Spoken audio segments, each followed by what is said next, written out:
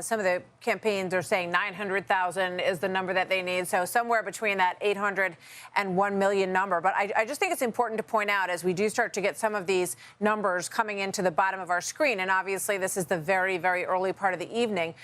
We know from the November election that every state does it differently. And a lot of the rules have been some of the contention over the course of the last couple of months since November. So the way that Georgia does it is that they begin to process the votes as they came in, as those absentee ballots and the mail-in ballots came in, and that means that they could open them, they could match the signature, and we know there's been a ton of controversy over that, but they couldn't start counting them. So they could get them all ready to go and then start putting them through the machine at 7 o'clock. So that's why you're going to start to see a very quick rush come in. And then after that, you're going to see more of the day of after they process those mail-in ballots first. And then you're going to get the day of. So be prepared for it to go blue and then potentially to be balanced out red. We have to wait and see what happens. As we saw on election night, those shifts happen as the different types of votes are coming in. The biggest advantage for Republicans, people who voted today.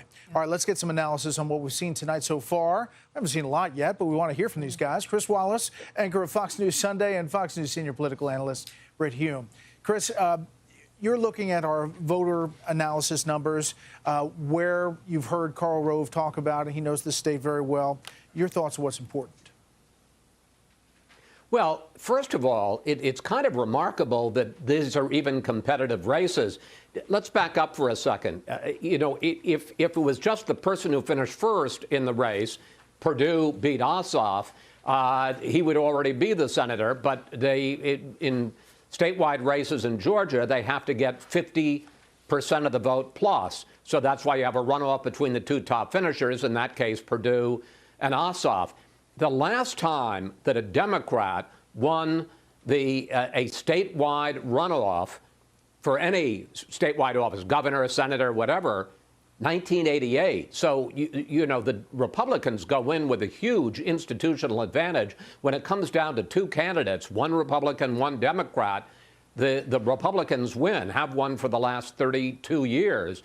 The fact that the Democrats have made a race out of this is kind of surprising, and it'll be a real indication of the degree to which Georgia has changed. One other thing, I talked with our decision desk today, and I said, look, we got two races here, and we keep talking about, well, either the two Republicans win, the two Democrats. Is there a possibility that you could have a split decision? And they say not likely, that basically almost all of the Republicans who are voting for Perdue are also voting for Loeffler, and the same with people that are voting for Ossoff and Warnock. That's not much difference.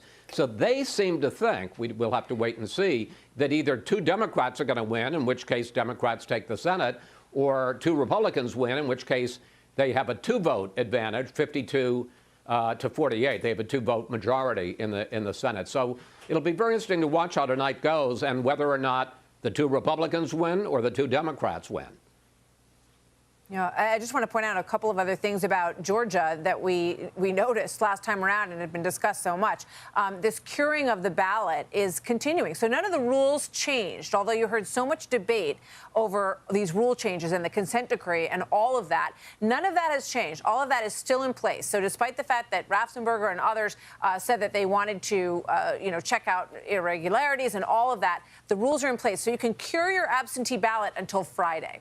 So just keep that in mind. If this gets very tight, there will be some situations where they could go back to voters, Britt, and say, I'm sorry, did you mean to sign this because you didn't sign the outside of this envelope? And if it's really tight, the potential for us to be revisiting some of these issues is quite high, Britt. Yeah, it is, Martha, I think. And I think it goes to the larger question about the election being so-called stolen.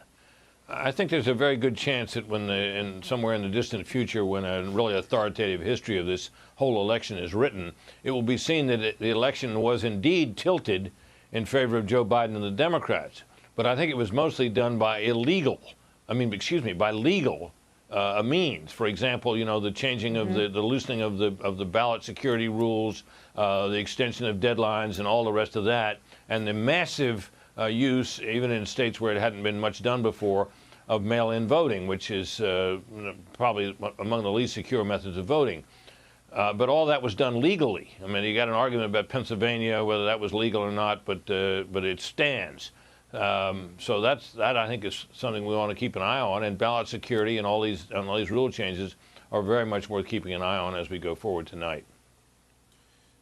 Quickly, Chris, you know, I had some media buyers tell me that there are some commercial buys by Stacey Abrams' group for tomorrow for ads that say, you know, check your vote, essentially. More than $500 million has been spent in this 7 weeks since November 3rd in this state. Yeah, I can't help but think the voters in Georgia are going to be delighted to see ads for various medicines and beers and things like that, not to see these ads that we all know when we've been in primaries that they go on and on and on. On the other hand, the TV stations around Georgia are going to be missing that $500 million in ads. I mean, my Lord, we're talking, I think that Ossoff and Warnock have raised the most money of any two Senate candidates in history for any race. And, you know, Georgia is not a state with a lot of big media markets like California, for instance, or Texas.